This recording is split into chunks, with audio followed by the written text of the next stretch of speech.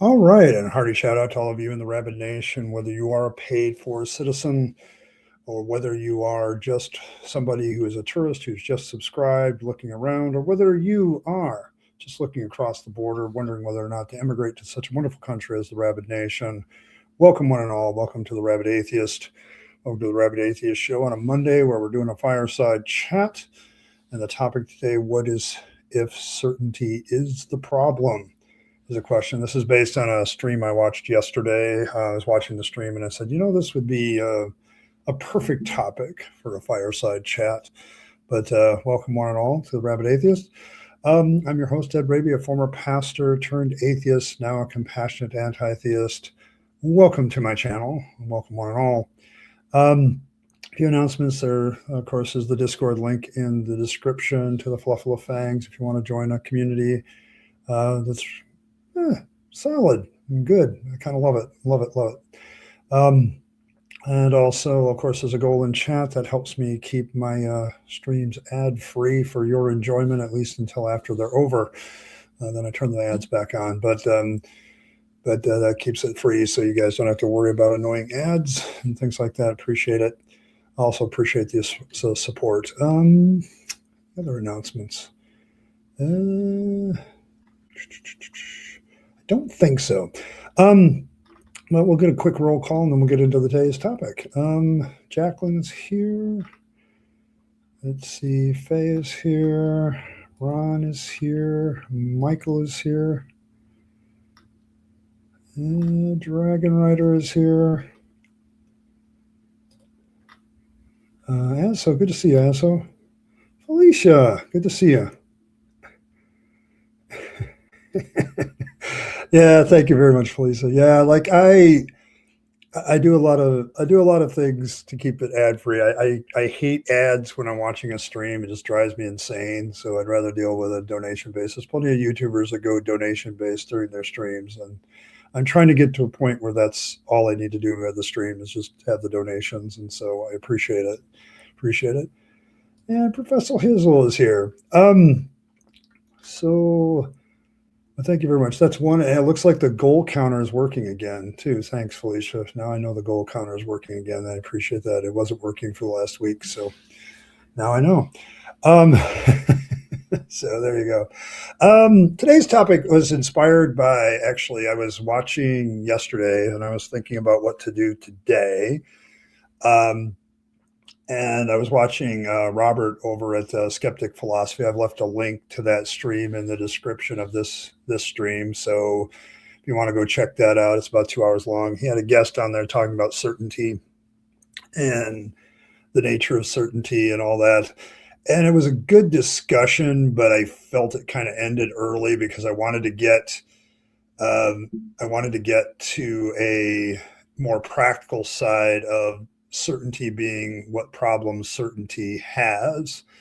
And what we're talking about when we talk about certainty is we talk about basically how people are how certain they are of certain beliefs or things that they feel are true. And sometimes, say, like many of us in our religious beliefs, we had very certain beliefs that ultimately became a problem.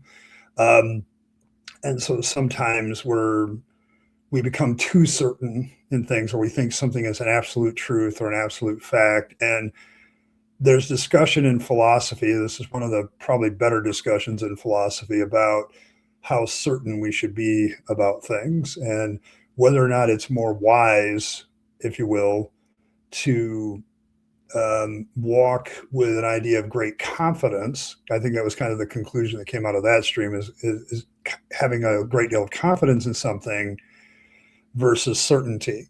Like you can walk with a lot of confidence in something, but at the same time maintain a level of, if some new information comes along that challenges this, I'm willing to change it. Like I'm willing to change how it works. So, and that's kind of where the topic went. And so my question today is, how much of a problem can certainty be? Okay, like, is it that big of a problem, or is it something that's more more generic in that regard? Like, is it just something we walk a line with? Um, Decibel, good to see you, Decibel. I'd say it is. People are emotionally driven, and certainly via religion helps add existential struggles, hope, and group security. Cold hard facts aren't enough. Certainty sells, facts don't. Yeah, and that's kind of what I'm getting at.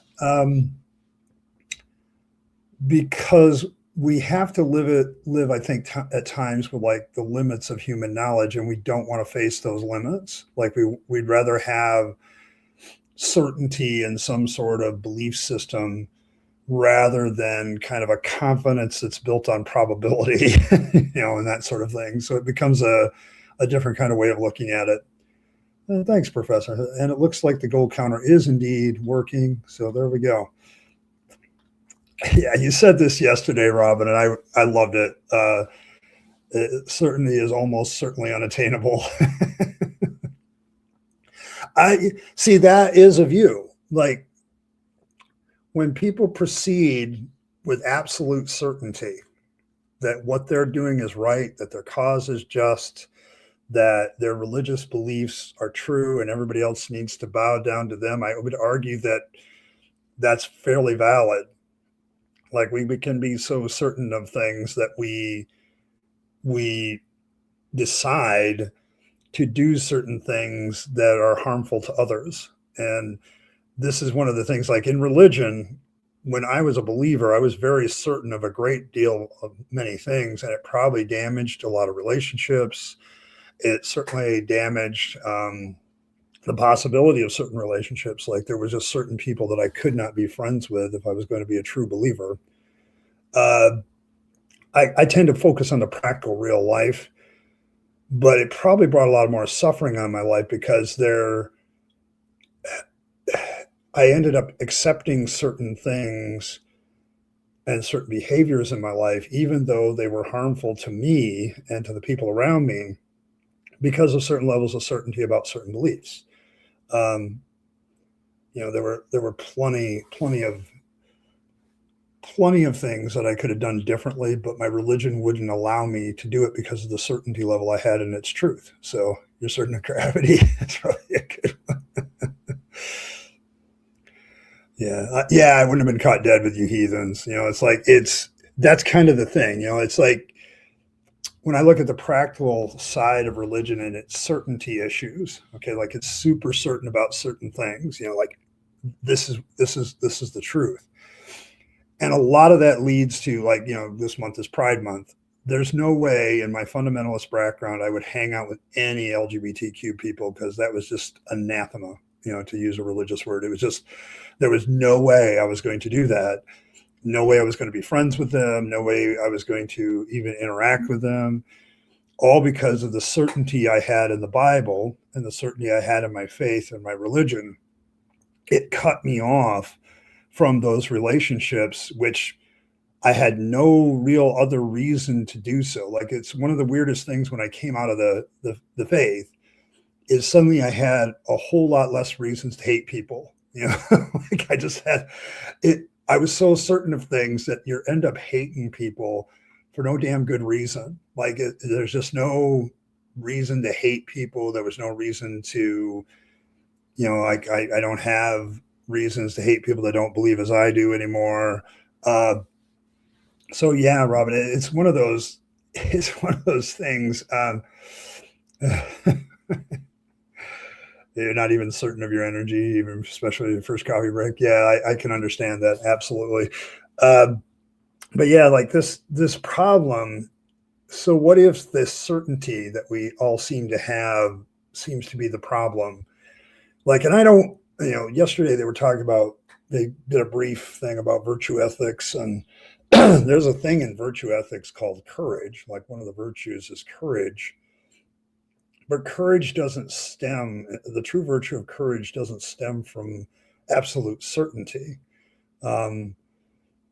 It more is a response to uncertainty. Like sometimes you have to go forward in life without all the facts and without all the things that you need, or without the certainty of a religion, in the case of us atheists that are in the room. I don't have like some white knight that's going to come and rescue me from everything. And so I have to move forward with a lot of the uncertainties of life with a lot of courage. And you get courage in stoicism, you get it in the nine noble virtues, you get it in a bunch of other virtue codes. And so what you end up with, like as a human virtue, I think the samurai code, many other codes have the idea of courage, but courage is never based in a complete certainty of the thing. So it's like it's more based in, okay, I know certain things and I know how to proceed, and after that it's up to fate or whatever you want to label it, my abilities, etc., etc. So there you go. It's Happy Pride Month, everybody. We can't be uncertain of anything in science because we don't know everything about anything, not anything about everything. Absolute certain systems, arrogance, and overconfidence. Yes, and I think that's kind of what they were getting at yesterday in the stream. But I want to look at some of the practical problems of that, like from a religious point of view. This is why I think religion and science butt heads, because religion wants absolute truth. They want absolute certainty. They want a 100% guarantee. They want to listen to the sales pitch and believe the sales pitch that this is all going to make it all better. Whereas science comes along and says it's 95% effective, and people don't want to hear that. They don't want to hear that there's a chance of failure or a chance of uncertainty. And so they suddenly, you can sit there and say, well, it's 99.9% effective. And suddenly that becomes, well, everybody says, oh, damn, I'm going to be the 0.1%. Like it doesn't work. So it becomes an issue, because I think that's the religion tries to give you and sell you this 100% certainty, and science doesn't do that. It gives you something that's a little bit more,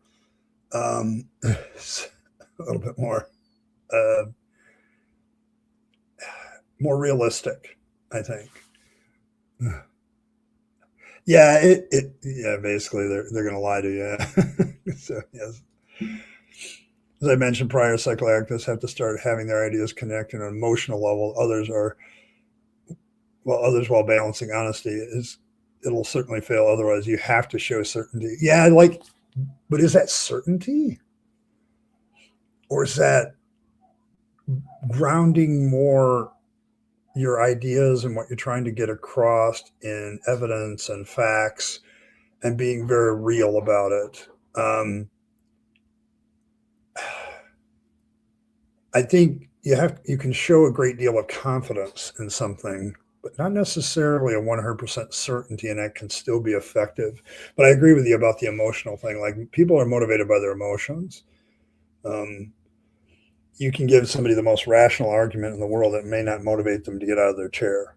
Okay, like there has to be something personal. There has to be some sort of personal stakes before people get motivated. So yes. You're a French alien? Okay, you're welcome here. I mean, Rabyd Nation takes all kinds. Right-wing extremists proclaim Satzmacht, a literal translation of Pride Month, to be proud of Germany. Bastards, we use pride for Pride Month and related events. Yes. Yeah. There's always somebody trying to co-opt things. So, yeah. See, that's the problem, I think, Decibel, with human beings. Like, we like to be sold. We like to be sold things. I work in retail, so it's like I see it every day. People want the promise. They want the thing. We're going to quench, the soda rack is going to quench your thirst temporarily. So there you go. Yeah, we can't honestly claim any sort of. Yeah, like it confuses faith with knowledge, and that can be a very practical problem. I've run into that many years. Like, when I was in the church, there were always people in the congregation that were absolutely certain about certain things, and it would cause them to take very definite actions. Like they would do that, and they would confuse their faith in what they believed with knowledge. Like, I mean, in the Pentecostal church, this was probably more evident because there were always people claiming miracles, and they were claiming it based on their faith, and that faith led to knowledge. There was an old expression in the Pentecostal church. I don't know if it's still used, but people would say, well, how do you know that? And the preacher said, hey, just respond, I know it in my knower.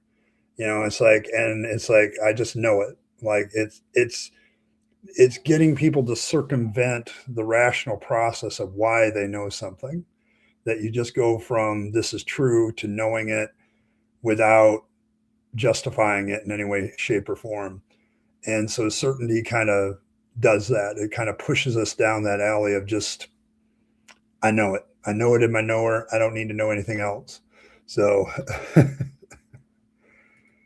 you proclaim 100 certainty, I won't believe you and more like to consider you a fraud or a liar. Okay, very so. Yeah, I would probably agree with that. Yeah, but there is an unfortunate thing, Decibel, in that people want to be sold. Like when when I was in Texas, I remember going to the Renaissance Festival, and there's all these people like hawking their wares at the Renaissance Festival. And I always appreciated a very good creative sales pitch, even if I thought it was bullshit. So I think there's something that's entertaining to us humans about people that are so certain of things. And we just like to watch them, it's like the hold my beer moment. Like, yeah, I can do that. Hold my beer, and it's like, I'll be back, and then they're not back because they did something stupid because they were acting on their certainty instead of the information at hand. So, one of the reasons I'm an agnostic is because I don't know 100% know whether or not yeah, I'm the same. I've said I'm very close to being that, but I think from a philosophical point of view and understanding the limits of my own knowledge, I don't know that some sort of deity doesn't exist. And how would I define that, though? Like I think that's where a lot of people become Gnostic atheists, is when they sit down and define a deity, they look at their definition and say, well, yeah, I don't think that's ever going to exist. But what would be construed as a deity usually becomes the question of moving across that line. Like, so yeah, agnostic atheist is probably a pretty good one, but most of us are skeptics. I believe most of the suffering caused by humans is a result of certainty. Yes. You could make a good case, Robin. You really could. Two saying life, death, and taxes. I thought that's three. Okay, Robin. Okay, all right. But yeah, like death, taxes. People always want to take stuff. I think secular atheist activists are on some fundamental level of saying things are uncertain and emotional because so many of you who are taking advantage of it, it's baggage. Selling is an evil. Yeah, I get what you're saying. Like, people have to make a living, and you can be an honest salesman. You just might go hungry from time to time. I don't know if this is something about human beings where we expect a level of BS in our lives just on a regular. But yeah, like selling things is an evil. Doing business is an evil. It's just, I think what we're dealing with, and maybe we kind of do let that bleed a little bit, Decibel, into something other things, but we were so certain of so many things that now our skepticism probably pulls that pendulum to the other side pretty hard. And we're just like, we're not trusting of it. But I think if you're being sold something, regardless, you should still be a little skeptical and make sure it is as advertised, which these days you can get a lot of information on a product before you buy it. So well, certainly isn't required for knowledge. I know God does not exist, just like I know Santa doesn't exist. Yes. Yes. Yeah, God isn't that. See, that's the thing, Michael. Like, God, the concept of God, and I think why a lot of people become Gnostic atheists is the whole concept of God just seems ridiculous to them. And no matter how you slice it, it just becomes out ridiculous. I think if I've heard the Gnostic atheists correctly, they have a very big problem with the whole non-specificity, like you're talking about, of God. Like they're like, what are we talking about when we talk about God? And no matter what definition you give for that, it comes out as ridiculous. Like it doesn't make any sense to them. And so they just move to the line, well, there just isn't one, and there can't be one. Like, because we're sitting here defining something that doesn't seem to have a good definition. Like it's not specific enough. And I think that's why they cross the line. Now, I, on the other hand, I go, there could be a being out there with tremendous power that could pass itself as a deity if that's what it want to do. Maybe there is something out there that's immortal, like, and doesn't die by normal means. I mean, I'm delving into comic book superhero, Galactus, Beyonder bullshit, but it's like it it does become a issue of um,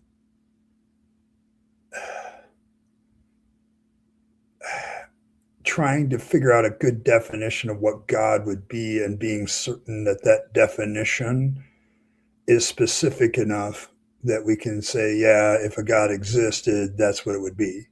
And nobody seems to have that ability. Nobody has that ability to give us a definition of God enough that we can say, yeah, we can put that in.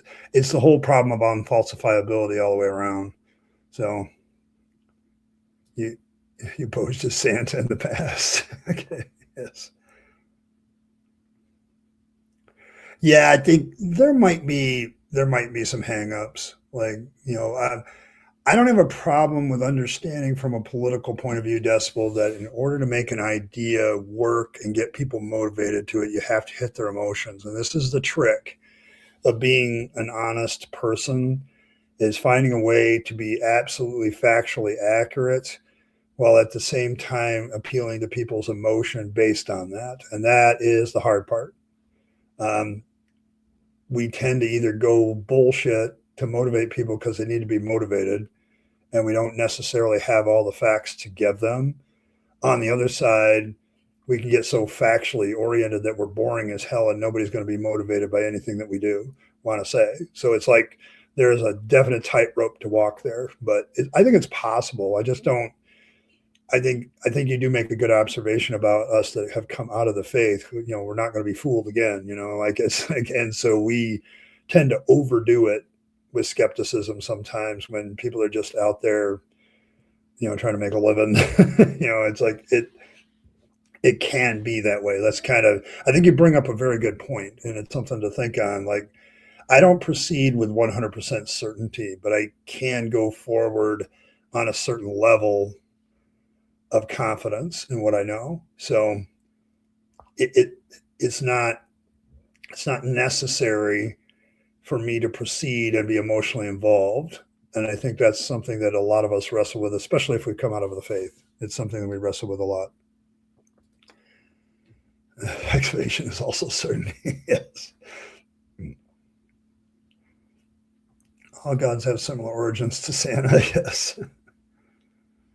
Yeah, and I think that's why a lot of people become Gnostic atheists, because they start seeing similarities in all the gods, and it's like, do we have a definition of God that we can have a high probability of, that if a God exists, this is what he would be like? And the problem is everybody has their own imagination about what God is, and so I think a lot of people become the Gnostic atheist because, and so I don't hold it against them. I get what they're saying. Like, but they're sitting there saying, I'm 100% certain that no God exists. And it's like, okay, that sounds familiar. Okay.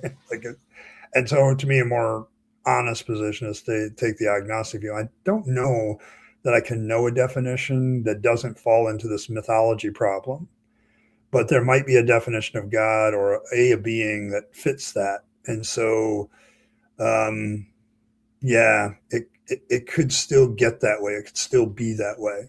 So it's one of those things where I get the debate between the Gnostic and the agnostic atheists, and both of them have their points. I've just chosen to like keep the crack of the door open that says, hey, if you come in with some evidence for an actual God and you can prove that to me, I'm glad to hear that argument. Okay. And that's kind of where I stick with it. So it's kind of it. They do all have the same mythological origin, don't they, Robert? And so it's like it's one of those things. No God seems computer. Yeah, and I think that's why a lot of people become Gnostic atheists. Like any concept of God you give them is just like, no, that doesn't work. And so does that speak of a non-existence of God or incapability of giving an adequate definition? Maybe our human brains just can't do it. So like I said, certainly isn't necessary for knowledge. There may be a Santa out there too. Yes, there may be. Yeah, we don't need any space for it sometimes. Definitely gods are aliens, not the historic Channel Croc. Channel Croc. But they don't have a nativity or ancestry on Earth. They're also higher dimensional beings that are often shapeshifters. Yes, and that's human imagination at work. It's human imagination at work. Like we can always seem to imagine something outside of our world. Like there's a lot of things in mythology that have a commonality, but there's always that, as you point out, this notion of something outside of our world, outside of the various things that are going on. And so we have the ability to imagine, and that's probably caused us to develop our reasoning skills and a few other things. But at the same time, it's caused these certainty issues. Yeah, you don't have to have the certainty to claim a God doesn't exist. This could define it as a creator of the universe. I can't rule it out. Yeah, yes, outside of reality is imaginary. Yes, this being due to an accident, an alien concern. Yes, yes, yes. Some alien was doing an experiment, and oops! Oh, look at that, Earthlings. So, should never hold space for something just because we can't disprove it. That would require us to hold space for many, many stupid things. Yeah, I think this is where the burden of proof comes in, like to this discussion. It's like if you haven't proven a God to me, if you haven't proven, um, if you haven't proven any God or any spiritual belief to me, I have absolutely the right not to go forward with my life believing in it. And so, to me, as always, the burden of proof is on the person who makes the positive claim. So, if you're going to make a claim the Christian God exists or the pantheon of Hinduism exists, that's up to you to prove it. And in the meantime, as a skeptic, I can walk my merry way without having to hold it as a placeholder. I don't have to have that belief. So you make a valid point, Robin. I don't have to hold on to these things, but I think if somebody wants to give me a new presentation, I'm more than happy to listen. Okay. And then I'm also more than happy to tell them why I have a problem with whatever presentation that they have. So let's see. Intellectually honest is being different from holding space. I suspect it's ex-theists that have a bigger problem with. Yeah, probably. I think that's probably true. Yeah, so I'll hail the flying spaghetti monster, hail Fangs, hail Lisa the rainbow giraffe. Yeah, I don't know. Yeah, certainty and knowledge aren't necessarily the same. Because I can have a good knowledge that gives me good probability and I can go forward with it, but I don't necessarily have to have certainty to go forward with something.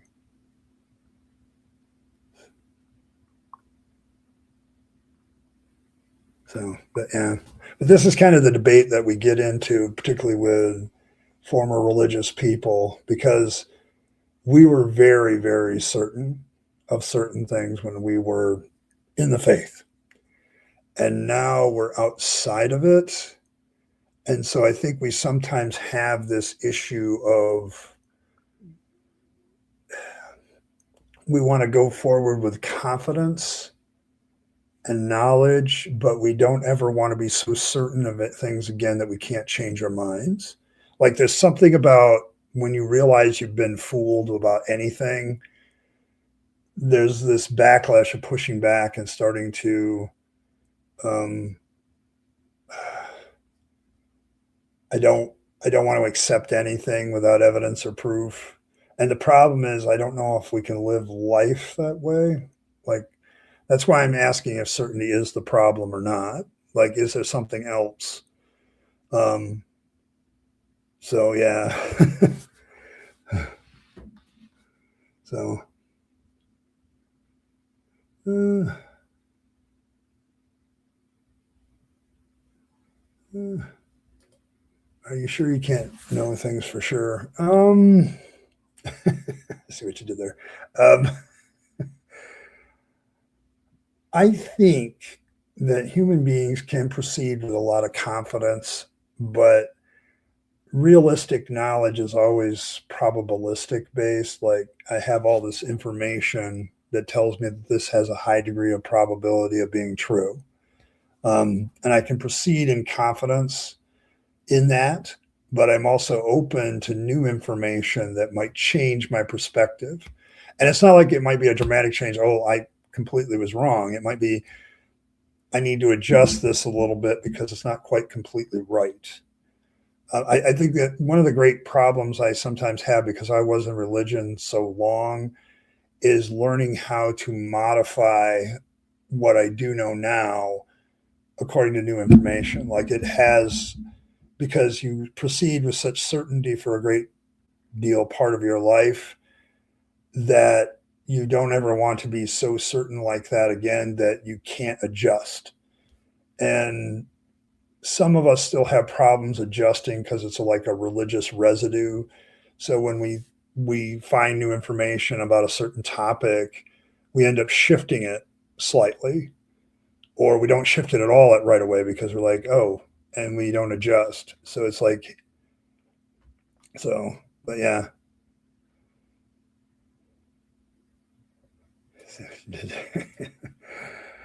You can't be certain that you're not a Blaine and a vet. You can't rule that out. Everyone else isn't a product of your mind. However, I doubt you want to say you don't know if it's other people exist. Yes. Yes. And so it's, for me, certainty is the problem. Absolute certainty is a problem, but I don't know. I've never used certainty in the full philosophical sense in real life. Like, this is where philosophy does have its limits because sometimes Felicia was here earlier. I do have that thing. Okay, this is all great thoughts and wonder and everything. How does it help me? Like, how does it help me do something? And I think in this particular case, there's a practical application of understanding maybe like full certainty isn't possible, but you can get to a high degree of confidence where you can still go forward with what you want to do or achieve what you want to achieve or get something done that you want to get done. Like we still act as if certain things are indeed certain. Like there's stuff that's certain there. Like we go to bed with believing with a high degree of probability because we've done it millions and millions of times that we're going to wake up. But there might be that one time we're wrong. Okay. But we're going forward in the confidence that 99.99999% we woke up and we were fine. Like up to that point, maybe 100% of the time we've woken up in the morning and we've been, fine. Doesn't mean that can change. Like it's more of based on past experience. We know certain things are going to happen. Like we predict them and we like to have prediction. I think the guy yesterday pointed out that we do create like these models and stuff, that was on Robert's show, that he's like saying we do create these things so that we have less of a chance of being surprised. And in fact, that's kind of how our brains work. Our brains kind of register when something is out of the normal. Most of the time, everything's normal and it doesn't register anything. It's when it's out of the normal that either we miss it because our brain's still thinking in normal terms, or it stands out to us. Oops, that's changed. Okay, and so I got to pay attention to it. And so it's kind of how our brains work. Like, it's like we just don't, and I'm being very basic with this. I'm sure somebody who knows a hell of a lot more than I do could explain that a lot better, but most, so, so there's that issue. Like, our brains like lack of surprise. Okay. And so we create things to help us from being surprised. I thought that was actually a very good point yesterday, because that's kind of what we do. But how likely they are, real question isn't whether somebody is or not, or how likely they consider a God won't exist. Yeah, that's valid. And it's not required for knowledge. Gnostic atheists exist. At least they have the humility to say, I don't know, or I cannot know. Yeah. Well, certainty is possible. No global flood, no literal Adam and Eve. Evolution is proven beyond a shadow of a doubt. The larger problem is what emotional need is certainty giving to those who crave it. Yeah. That may be where the practical issue is. Like, I think people go into religion because religion does offer one thing, absolute certainty of certain points that can't necessarily be proven. Like, I think that's why, like, you talk about no global flood, evolution, and Adam and Eve, but there is an element of uncertainty to our place in the universe with those views. Like, if I'm just a product of evolution, there's no literal Adam and Eve, there's no global flood, there's no creator God, okay, then there's an uncertainty to being a human being. Like, I'm no better than anybody else. I'm not the pinnacle of God's creation. And I think that's why creationism, the whole flood, well, all those guys in northern Kentucky with their boat that's on dry land, that's near no, it's not anywhere near any body of major water. Um, I think that's why that appeals to some people, because that actually offers some certainty. It offers you a place in humanity where you're the pinnacle of God's creation. You are descendants from two literal people that are sons and daughters of God. Like, there's a certainty of emotion that religion gives us. There's certainly not a certainty of fact. Forget that. Facts, no.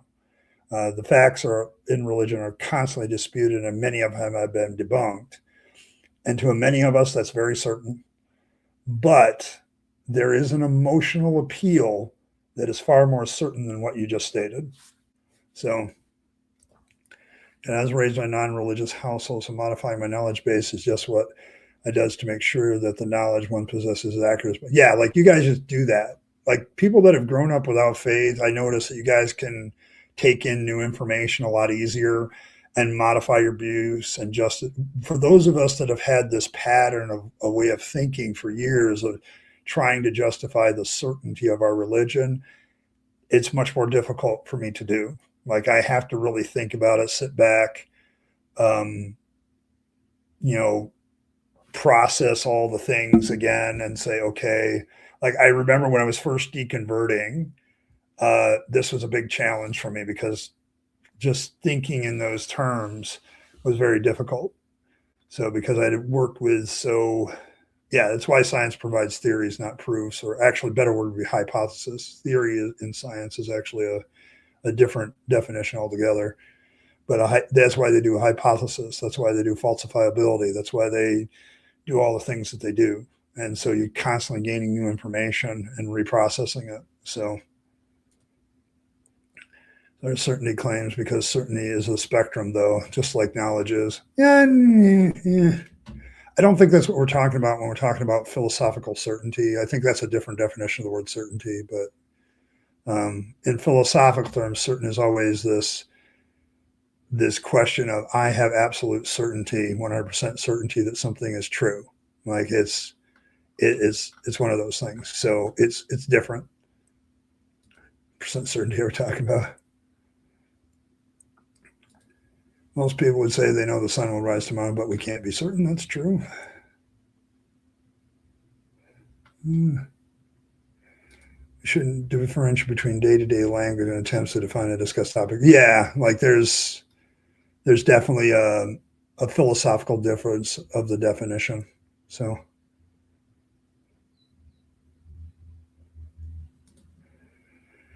Yeah, scientific theories must be falsifiable, so there's no. Mm, theory in science has a different definition than that, I think. Like a theory is a body of evidence, like when we talk like the theory of gravity or evolutionary theory, or they're putting a very high. It's an unfortunate thing that science chose that word because the colloquial definition of what a theory was happened before that, and I wish they had picked a different word than science than theory because it makes things difficult. But English. So, or how about to graduate? It requires there's like repeatable evidence.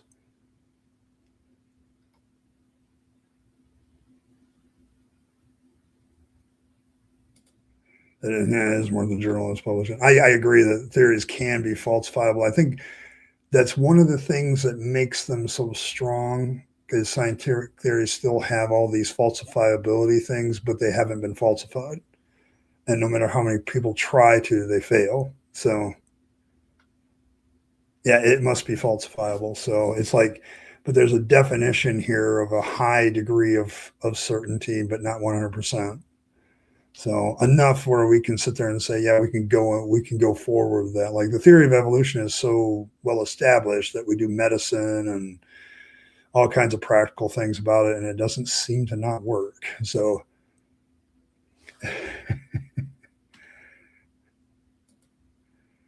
oh, you mean this baby Fangs? There you go. There she is.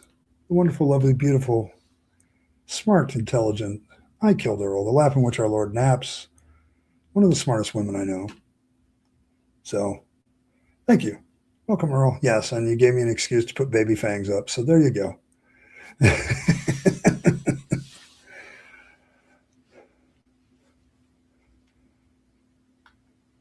There we go. All right. But yeah, I can be certain of that. Baby Fangs is absolutely beautiful and cute and lovely. So there you go. And Michael has a cookie for you, Ike. There you go. But yes. But when we're talking certainty, I think this is one of the more certain things I'm certain of. But yes, baby Fangs is the closest thing. But yes. Yeah. Permission verified. There you go. There you go. Hey, Trusty, good to see you. Watching popcorn? Watching popcorn? Well, yeah, this is a debatable question. Like, this is a very interesting question, Trusty, because there are those of us that we have to acknowledge, such as myself, that because I came out of nonsense and faith where absolute certainty is a thing, I wonder sometimes if I overreact with skepticism. Like there's this emotional thing that some of us go through. Yeah, you can have a second cookie. And green, when did that happen? But yeah, it's 8. It's just the 8. There you go. But yes, but yeah, it's for those of us that have come out of faith, I think certainty is something we react hard against. But there's also a definition of certainty, like you can have certain percentages of certainty. But when we talk it philosophically, I think people tend to go to its absolute definition. And that's why we sometimes get the confusion. But is it a problem? I think it can be, absolutely can be. So should probably thank Elder God. I haven't seen Cranky today. He's around. You never know when the Elder Gods were going to grace us with their presence. They kind of do their own thing, and I appreciate that. But so, there's baby Fangs, being provocative because I know that Cranky and Fangs go at it all the time.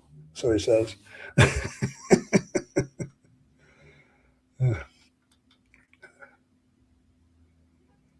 Well, there you go. Double the premonition pleasure, double the premonition. There you go. But yes. But yeah. So yeah, I don't know. I just got inspired by I left a link to Skeptic Philosophy, Robert's stream from yesterday in the description. If you're interested in the topic of certainty, where they get deeply philosophical about it, as deep as that group can get, but um, their guests brought up some good points. Robert's guest brought up some good points, and it was a really, really good discussion on the issue of certainty. For me, it was like, okay, like as a former believer, was certainty a problem? And I think it was. Like, can we proceed with 99% confidence, with a lot of courage, and then thus also still be open to change? So, so yes, you're singing their praises. You remember all the commercials? Yes. Uh, if people brings up commercials, I will remember them. So I will remember them. So, but yeah, it does happen. So, but yes, like I remember all the commercials. I'm certain of some of them. Gonna play with the word certainty all day. All right, but yeah, I don't know. I think as a former believer, I on an emotional level, I think I struggle with certainty um, because of the past, and being so confident, so certain. As my Pentecostal days would have put it, I know it in my knower. Like I know this thing is true.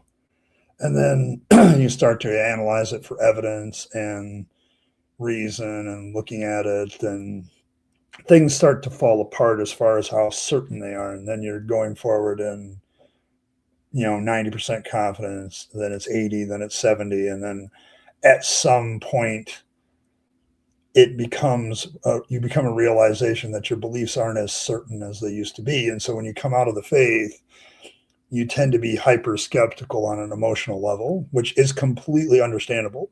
Like, given what some people have been through in the faith, when they come out of faith, they are completely understandable why they would overreact to that a little bit. And so learning to walk in confidence, with a high degree of confidence, is a skill, while at the same time opening up your mind to a possibility that information could change what you're confident about. So in terms of giving emotional certainty, people like Aaron Ra, Matt D, Forrest V, Godless Engineer have the biggest hangups on emotional certainty.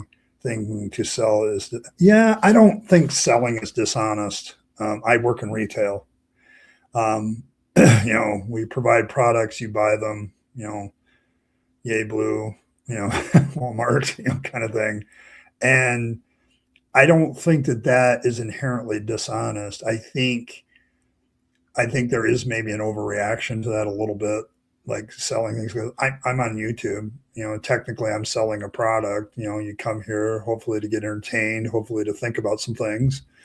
And I make a little money on the side for it. But it's I don't know how. Like, I've heard I have different criticisms of former pastors. For instance, I don't talk about the money they make, because I look at YouTubers and go, well, yeah, you're kind of doing the same thing. Like, you're making money for your ideas. Uh, but yes. Yeah. Like, I think that's kind of what we're coming to a conclusion. I'm certain of uncertainty. Yes, the uncertainty is the thing. But yes. But yeah, and I'm not going to fault Aron Ra, Matt D, or Forrest, or even the Godless Engineer for it, because I think for a lot of us that come out of the faith and see it for what it is, there is a con to it. And so in pointing out the con, they tend to, but there are some pastors my criticism of them, former pastors, isn't the fact that they make money doing it, because it's root, hog, or die for all of us, pretty much.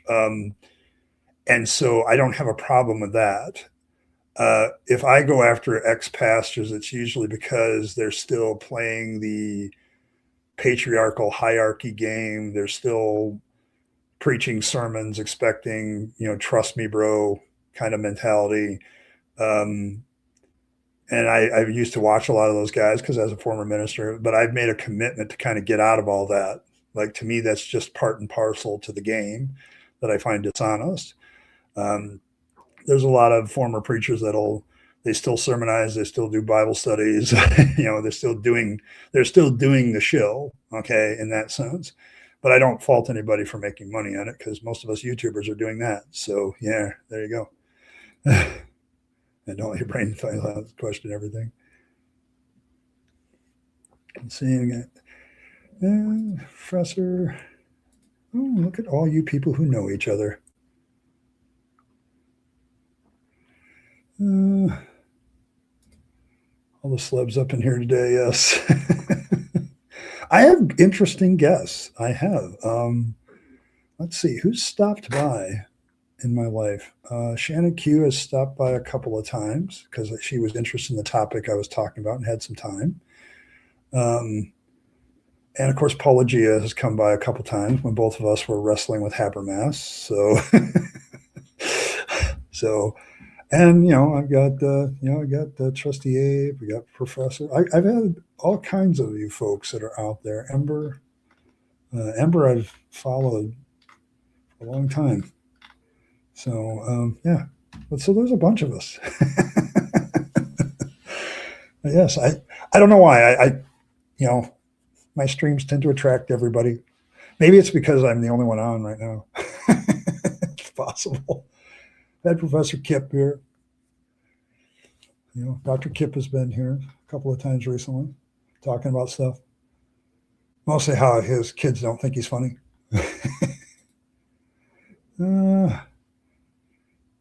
Yeah, it's you get burned. So I don't yell at those content creators for being that way. In their exuberance, they may have some valid points.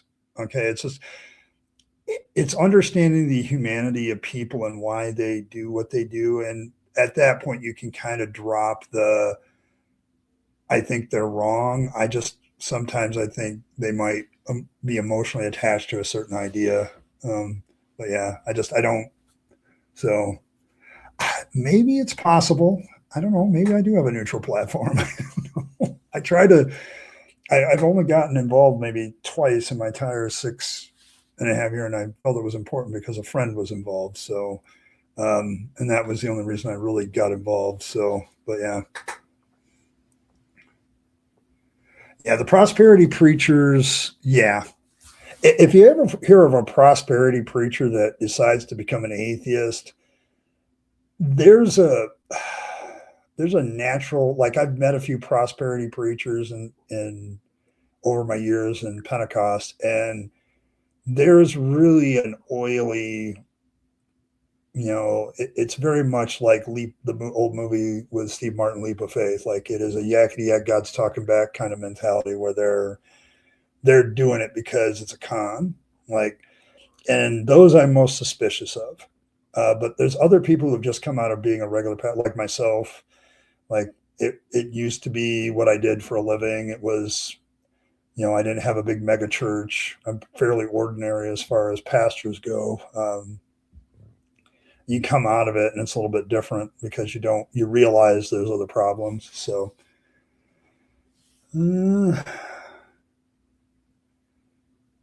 yes, Haya Ape. Yeah, you can be friendly to him. Charlie Kirk. Charlie Kirk's theology? Ooh. All right. I gotta get some specifics.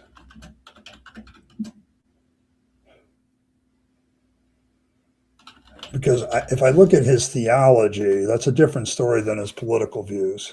I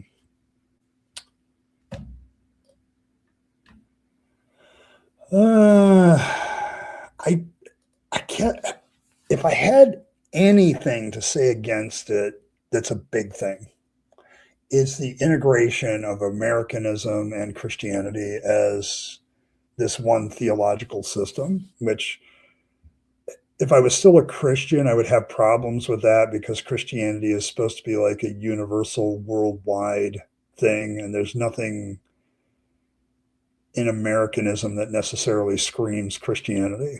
So I honestly, I think that's one of the things that I had a big problem with Charlie Kirk. And if I had still been a believer when he, I was out before when he started rising. So,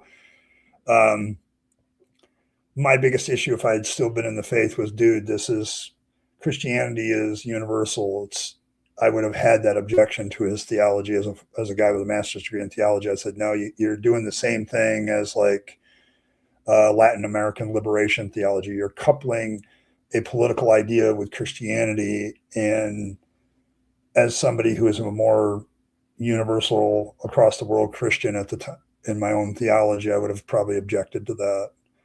Like, there's nothing in Americanism that corresponds to Christianity directly. Like, that's an unnatural mishmash to me. One of these days, you're going to get around to counter when things calm down. Yes.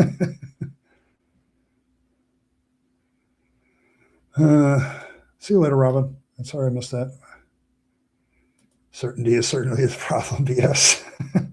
I've mentioned BS a couple of times already, so that's probably what summoned you. Let's see. Yes. Lots of love for Ember. Atheists are more certain about metaphysical natural than they were about their past faith in Christianity or coping hard. I don't think so. I don't think so. That's kind of I'm going to be honest with you, Zach. That's a little ad hominem. Like, it's you're assuming what's going on in somebody's brain and head, and assuming that all of us atheists are one group. And so it's like, I would argue the other way. I could easily argue the other way, the way you just argued, that former atheists that are now Christians, they talk about their atheism with a lot of, they're very certain that atheism is wrong. They're coping hard. I could make the exact same argument the other way. So I don't really sure if that's a good argument at all. Like, might want to do better there. But yeah, I could easily make the same thing in reverse. I don't see, that's the thing. Like, I was the discussion yesterday. I know that there was people that had been in the faith that had left it, and there was also people that had been lifelong atheists in that group. And so, like, the guest himself had been a lifelong atheist, and so it's like they seem to have a better grasp on things that you could be certain about. Like, they will pull up some examples, but past faith people, I do think that we tend to go different directions. Like, we tend to have this emotional coming out. Like, the biggest thing in deconverting is the emotional aspects of it. The intellectual stuff, and this is just my anecdotal experience of talking with people over the years. Um, when people come out of the faith, they have a high degree. It's the emotions they have to get over. The attachment, the sunk cost fallacy is an emotional thing.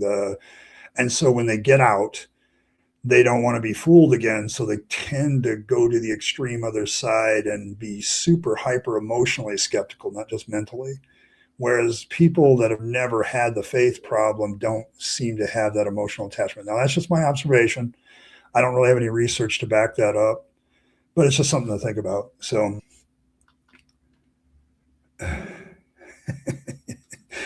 yeah. So, but yeah, like, it's there. So, yeah, like, I would agree that there's a lot of things, but the question was specifically about his theology. And I think his theology was the problem that led to all of this that you're mentioning, Earl. Like, his basic understanding of life, his basic understanding of was all this idea of Americanism coupled with Christianity, and that Christianity was responsible for Americanism, and that's why Americanism is the way it is. And all of what you just mentioned came out of that philosophical core. And so it's like, I disagree with this. That's why I said, if I had been a Christian during this entire time, that would be my philosophical, theological objection, that Christian theology isn't exclusively American. Like, it has its own stuff, and it doesn't mesh with America all the time either. So it's like, yeah, but that was his problem.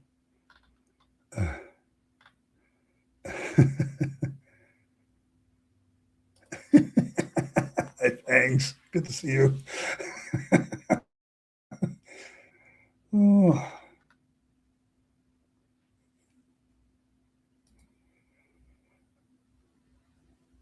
conscious first worldviews.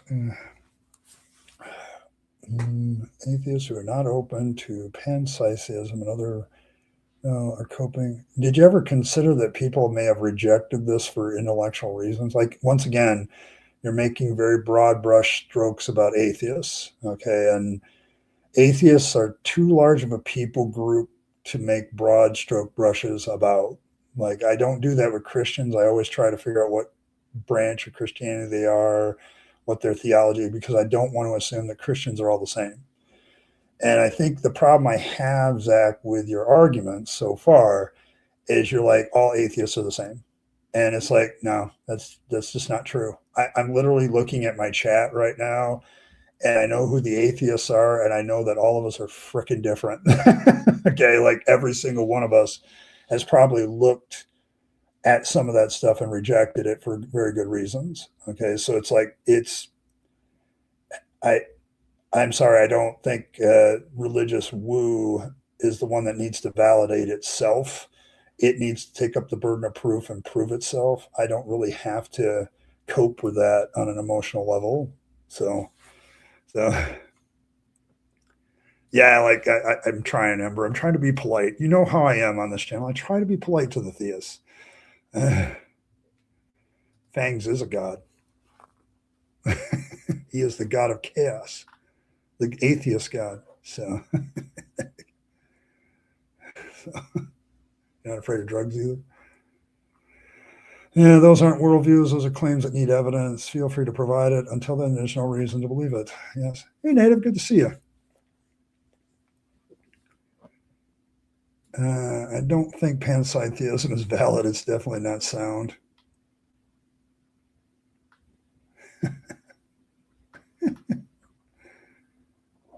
Yeah, I've had Zach on here before. Like, it's when we talk about certainty, Zach is very certain of certain things. He is, and that's part of his problem. Like, he's very certain of what atheists are, and that's one of the things that is his problem, because he can't see the nuance in atheism. To him, it's just an all big thing. But atheism is just really an identifier. I don't believe in any of your gods, but everything outside of that is open. So it's like how we go after knowledge, all of that stuff is very different. Yeah, yeah, you can't. It's not like I've met Buddhist BS that were I would consider atheists, but they had spiritualized beliefs. So there's a group of atheists that doesn't fit the mold. So militant materialism. Well, but I don't know of anybody who are militantly a materialist. That militantly word, like, you could have just left that out. If you're referring only to atheists that are materialists, then that's you don't need the militant part. So, so hey, Blossom, 24 books for $5. Oh, you have things to read.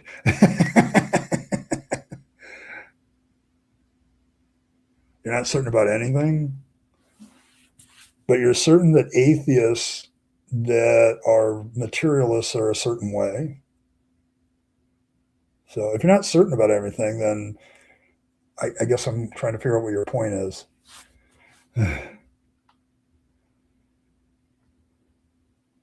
$2, but you insisted on 5. Well, okay, if you have zero problems with atheism, can I ask you to do something as a favor? Like, okay, quit putting us all in one box. Like, don't make statements that put us all in one box. Be more precise. Because if you're just talking about materialistic atheists, you needed to make that statement right from the get-go. So, but yes, like, it's like general statements about atheism usually are wrong. Okay. Okay. Because when we get right down to it, it's people that don't believe in a God, period, full stop. Everything else in their worldview can be based on something else. Like, I know atheists who are materialists. I know atheists who are non-materialists, that are spiritualists. There are atheists that I would consider pagan and a lot of their viewpoints, but they just don't believe in any God being real. But they think there's some advantages to paganism. Like the idea that atheism fits this one single monolithic thing as far as all their worldviews. Atheist just has this one thing that's actually quite small in the grand scheme of things, which is, I don't believe in God. After that, all the things are open and people explore and they come out on all kinds of different directions. I know conservative atheists, libertarian atheists, liberal atheists, uh, people that are pro and anti every social issue, and they're all atheists. And that's probably that's all you got. So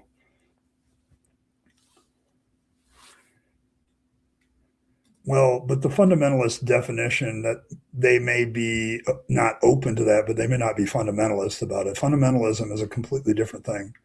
So, so there you go.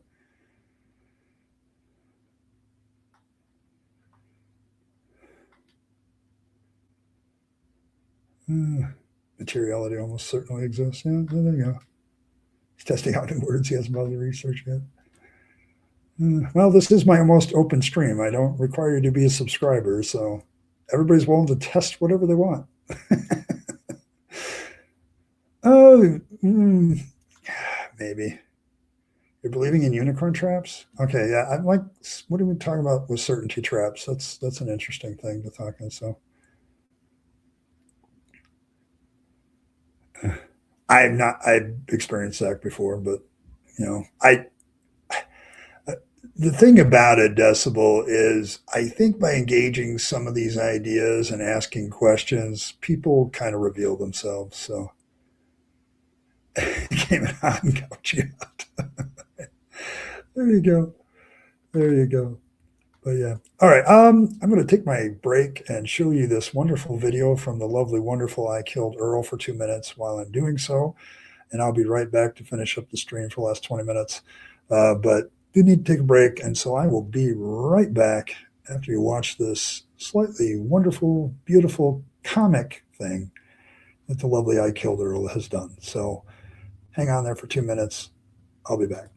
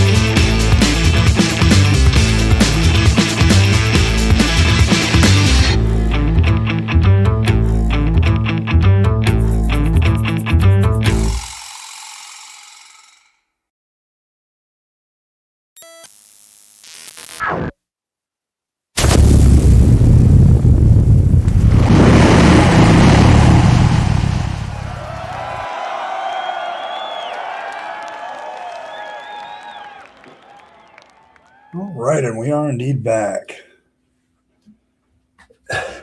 I wasn't certain, but I had a high degree of confidence, BS.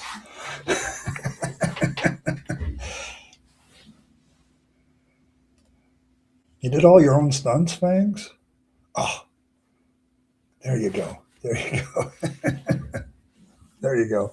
I appreciate that kind of dedication, though, Fangs. I do appreciate that kind of dedication where you did your own stunts.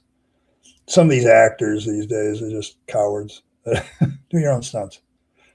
Body doubles. What are you talking about? Seem to remember some of the great actors doing their own stunts. So there you go. There you go. All the bouncing made my bunny calves sore. I'm glad we're getting behind the scenes here. This is a behind the scenes exclusive on my intermission. And I appreciate that so much. Like, we always, I haven't, I've gotten Cranky's viewpoint on it, but I never got Fangs' viewpoint on it. So this is nice to hear. It's okay. I mean, you know how Ike is. You know, she's gonna make you do what you need to do. So, but yeah, like I'm glad to hear from Fangs themselves that this was work. I appreciate that one. I appreciate that being on set. That was good. So, yeah, I'll be right back. Let's see. Yeah, I want to make sure. Yeah, okay. Traps. Of what is this traps thing we're speaking of? Like somehow everybody falls into the certainty trap. Um, I don't know. I mean, if you're aware of the philosophical issue of certainty, does it make it still possible to fall into traps? Maybe yes, maybe no. I don't know. I have no idea. So, yes, I'm not sure about traps. Not sure about traps. Extra circumcised carrots, whatever.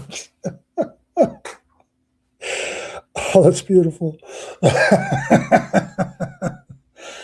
Oh my goodness. There we go. So we have circumcised carrots, all that stuff. There we go.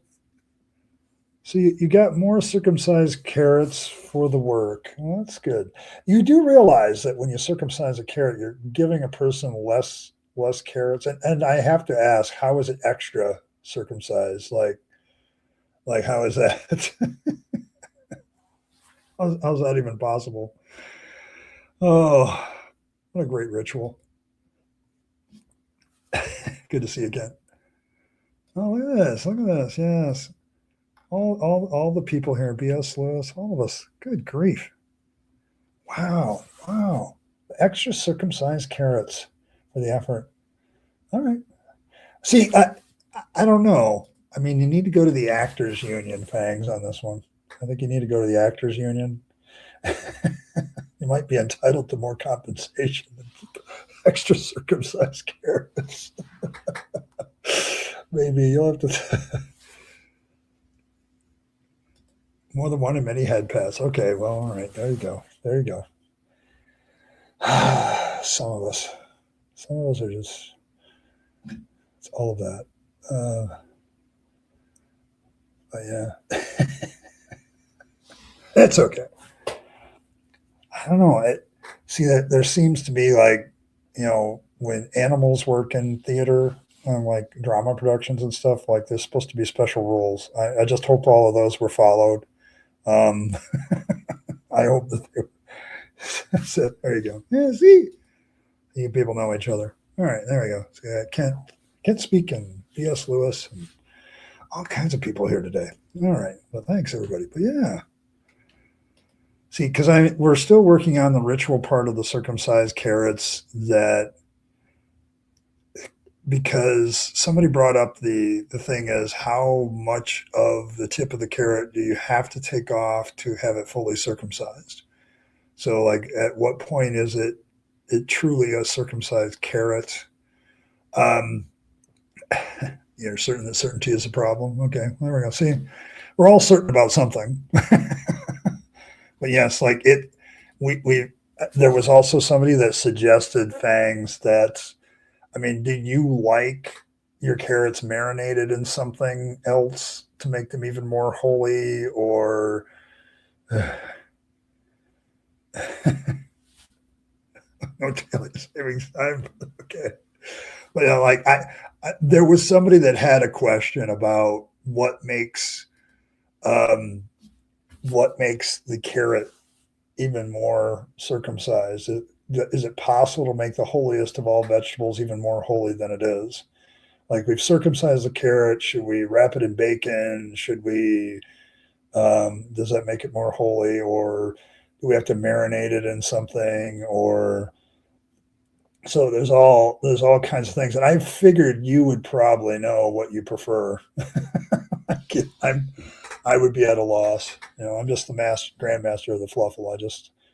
I try to keep things at a reasonable level of chaos around here, but whatever that means, certain level to fit today's topic, a certain level of chaos. There we go. No, no. That's a ritual act by the worshiper of Fangs, or the non-worshiper of Fangs, as the case may be.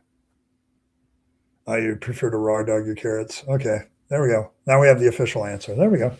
Keep it simple. Just circumcise the tip. There you go. Lay it out. Put it on your stash. Protect your stash. Although, honestly, Fangs, I've had reports that no. You got to cut it off as an offering for Fangs. That's your devotional part. You have to circumcise the carrot. So you have no clue how my destiny is accomplished. There you go.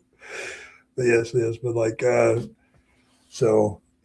but there have been reports that the stashes are still disappearing along with the carrots, and some people want an explanation.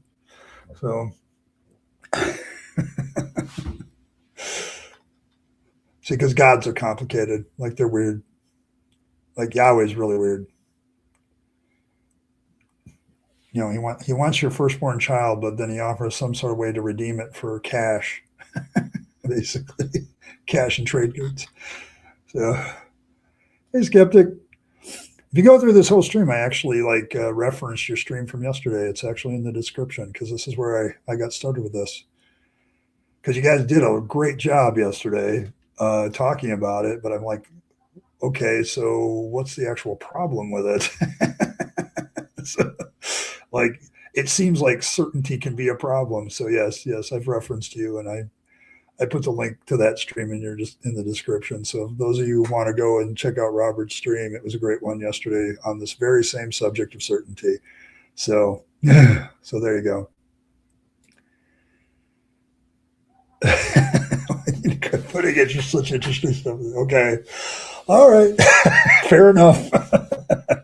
So so Fangs, are you fooled then by decoy stashes? Could somebody leave you a stash with a carrot on top of it and have another stash somewhere else that they're hiding from you? And would that fool you?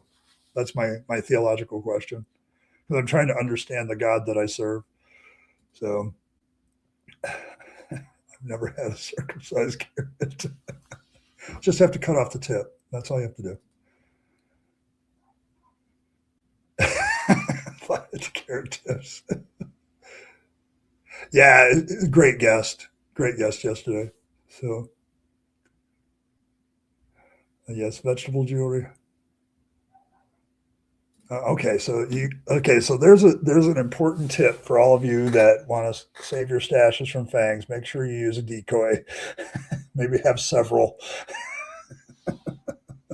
You might actually attract Fangs then to the stash you want by leaving the circumcised carrot on that one and leaving the other two alone, because he'll go for the carrot too. So, and then once he's got a carrot and stash, Fangs is off doing their own thing.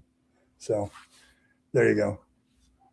See, everybody knows everybody here today. Look at all this.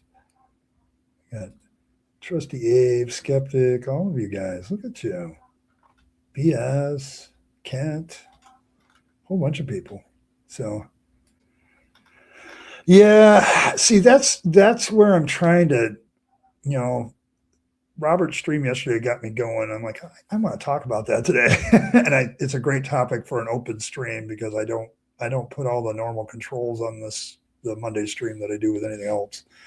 So it's like, it's more of what specifically is the problem. Like, we've talked about how some people who come out of religion, they reject certainty so hard emotionally that sometimes they're more skeptical than they necessarily need to be. That is a possibility. Um, but also the problem of certainty is what keeps people in religion. So, uh, oh, they're going to have to get creative because you never fall with things twice. Okay, fair enough. That's fair enough.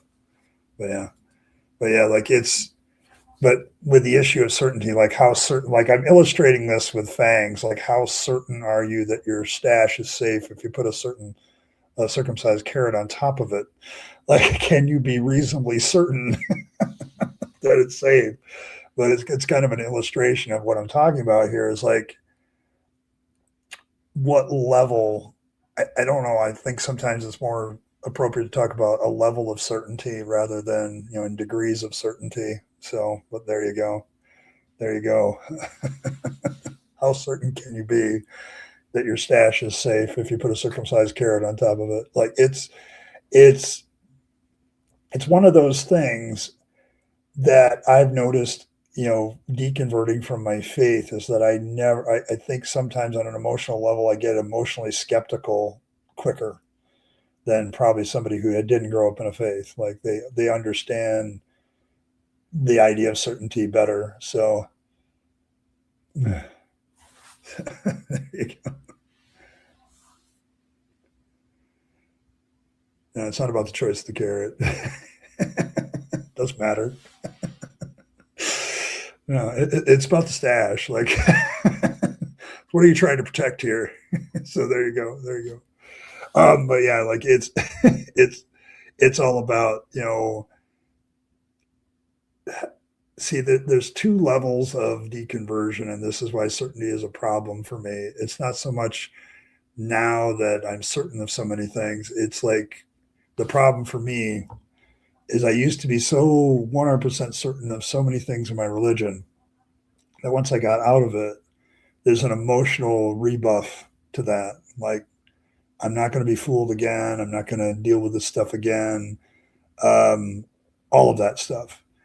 And so sometimes I think we look at people like one of the things that Decibel brought up, like people selling things. Well, people that are selling things are always dishonest then, like, because my church sold things, people shill things all the time, the politicians shill things. And so it's like there's a temptation to be certain that everybody who's doing that kind of activity is engaged in some sort of fraud. So it's like, then I look and like, oh, I see a lot of YouTubers out here. We're all kind of shilling our stuff for money. It doesn't mean that all of us are dishonest just because that's what we're doing. So it's like, so there you go.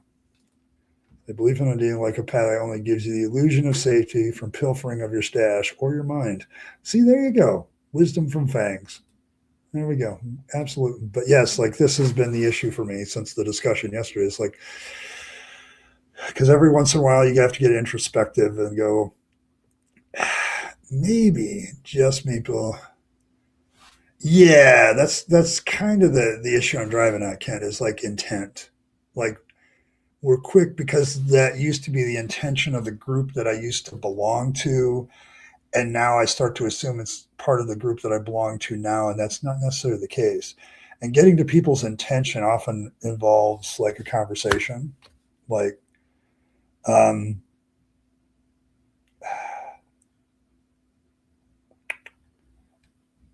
I don't know if I can read minds. Like we always say that to theists when they try to identify us and try to say what we think and stuff like that. As an atheist, I get that all the time. And it's like, you really need to talk to me about my intentions and what I'm thinking instead of assuming, because we kind of had a little bit of that today. And I think we also need to look at it the other way. When we're out of the faith, we can't assume that everybody's intent is the same. Like, there's a lot of people that have different intentions. Things, yeah, that might be a good definition. Fangs. Selling things is only dishonest if you don't believe in the product you're selling, or better yet, it doesn't work. Like you, you. That's where I think the line has got you. There are a lot of people that sell stuff because that's their living, and they don't necessarily believe in the product because they don't necessarily use it themselves, but they can see how it benefits others. You can see some of that. But I think the real dividing line is when you absolutely know it doesn't work and you still sell it. Now that's a fraud. Okay, that's where fraud comes in. And so, yeah, it's a good demarcation line, and we got to figure out what people's intent is, and you can't just know that necessarily just because of what somebody used to be or what they were, or you kind of have to, I think you can get with YouTube is the best. Yeah, I don't attribute malice to stupidity. Like there's stupidity, there's incompetence, there's ignorance, um, and so that's kind of where that dividing line is. And sometimes you have to go and learn who a person is before. Like I said it before. There's a lot of YouTubers out there that were former pastors that they've just changed gigs. Like they've dropped the theology, but it's still what they did before. And then there's others, and I'm hopefully trying to be one, where it's like I realize that the gig is part of the problem. Like it's the way business is done that is the problem in that particular profession, being a religious leader. And so it's like you want to get away from that. So this aspect needs promotion, I think, when the atheist, especially if you hope to actually help someone not get misled anymore. You won't do it by declaring they suck. You have to find an opening in their belief suit and get to yes. And that's kind of what I've been advocating for, of late in particular, but I've always had that aspect to my channel where I'm trying to find a way to get us to understand the humanity of people and see that humanity before we see their message. Because there's reasons why people are the way they are. And that's kind of, there's an emotional attachment. There's people have escaped the faith, so they go whole hard. Part of religious residue is you have evangelical people that leave the faith, right? And they become just as evangelical about being an atheist. And so the attitude, the emotions just shifted. And it's completely understandable, though. Like it's not something people necessarily intentionally do. So I think Ryan's point about it could be stupidity. It also could be ignorance. It could be habit, from previous occupations. Like there's a whole gambit of things that you have to consider. And unfortunately, I think we like to be certain in very black and white answers. And that's a holdover from religion. So yeah, like if you wouldn't recommend it, yeah, that's a thing. Like if you're not doing that, like there's of course people that sell things that they don't use because it's not something they would use. Like, but they still come up with a sales pitch and all that stuff and they do it. So there's that. But yeah. All right, yeah, thanks. But yeah, like it's one of those things that we need to take a look at. Like I'm not going to dismiss somebody. There's certain content creators I don't necessarily watch all the time because I don't always like their style, but I also understand why they have that style because of their background. Like knowing somebody's background is a big way to overcome this. Like I don't get all up in these people's faces like I sometimes used to, but it's more of a trying to understand the humanity of somebody before I make a judgment. Like there's a reason why people do what they do. And it's usually something in their past or something in their personality, probably more likely something in their past that they're reacting to. So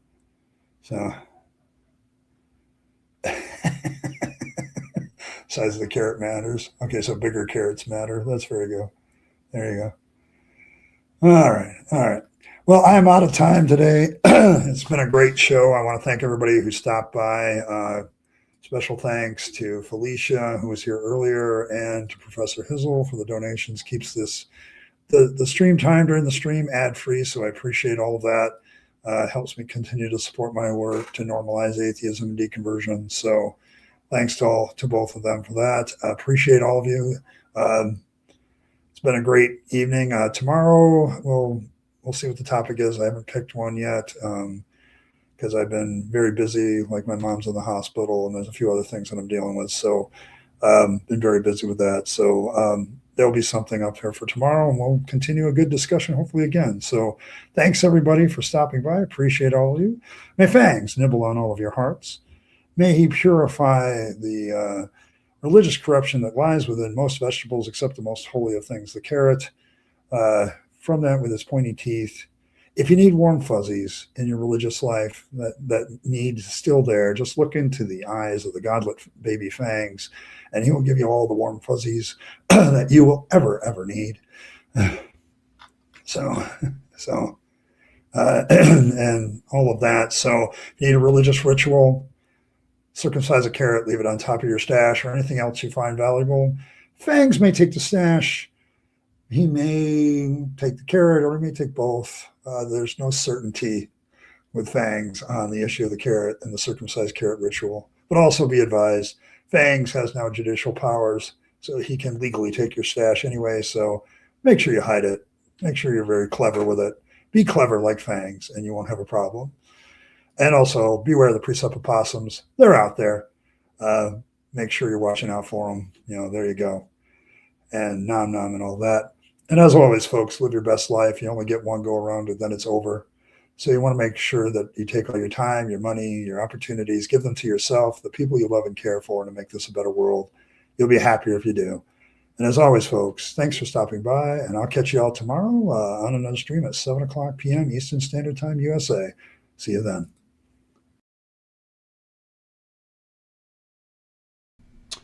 Hey, thanks for sticking around to the end to find out how you can support the channel better.